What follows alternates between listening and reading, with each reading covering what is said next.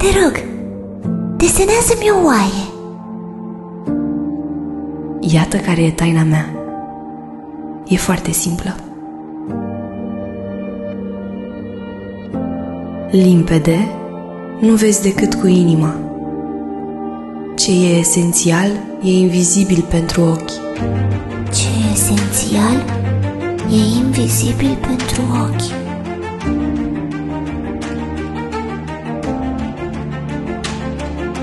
Oamenii de pe meleagurile tale cresc 5.000 de trandafiri într-o singură grădină și tot nu găsesc ceea ce caută. Ochii sunt orbi, cu inima trebuie să cauți.